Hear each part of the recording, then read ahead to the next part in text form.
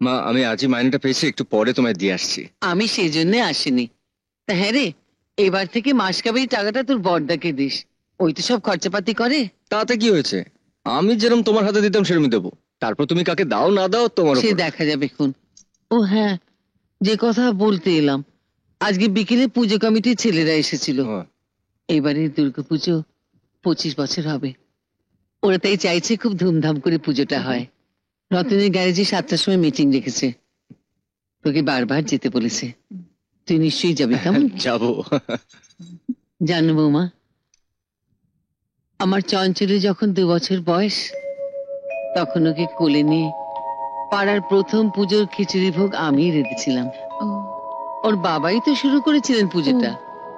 আমার এখনো মনে আছে জানো, অষ্টমীর দিন সন্ধ্যেবেলা ঢাকের বাজনার সঙ্গে সঙ্গে তার সে কি ধনুচি নাচ, এখনো ভাবলে হাসি পায়।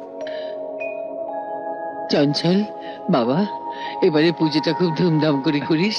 ঠিক আছে মা, আমি যাবো, দেখে নিচ্ছি। আচ্ছা।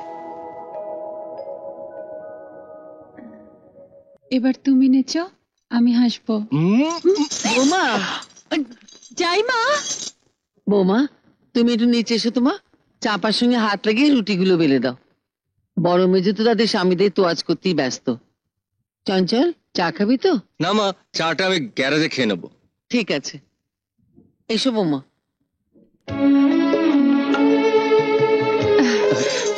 তাহলে রতনদার গ্যারেজে চায়ের সঙ্গে ওই টাটাও খেয়ে নিও। হ্যাঁ মা, বলুন।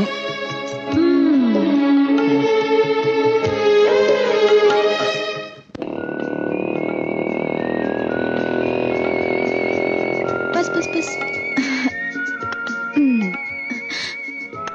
Good night. কালকে তোমার ক্লাস কটায়? 12টায়। তোমার? 10:30টায়। বাই। এই এই, শোনো শোনো। হ্যাঁ? কি ব্যাপারটা কি? তুমি তো আজকাল খুব ফর্মাল হয়ে গেছো। দু একটা কথা বলি, বাই। কি ব্যাপার? পাড়ার মধ্যে বাড়ির সামনে আর কি কথা বলবো শুনি?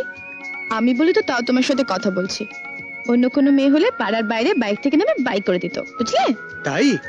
তার মানে তুমি বলছো তুমি খুব সাহসী? অফকোর্স। তোমার মতো ভীতু নাকি? কবে থেকে বলছি তোমার মায়ের সঙ্গে আলাপ করে দাও, নিয়ে যাচ্ছ না। আরে দ্যাট, মা তো কোনো প্রবলেমই নয়। সব প্রবলেম ওই ড্যাড। তাও সাময়িক, টেম্পোরারি। ভবিষ্যতে ক্যারি করবো না। না না, ও কথা বলো না।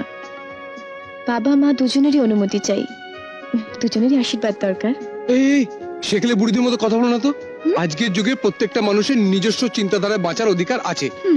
আর বুঝতাম যে আগুনে হাত দিচ্ছি বা জলে ঝাঁপ দিচ্ছি, তাহলে নয় বড়রা বোঝাতেন।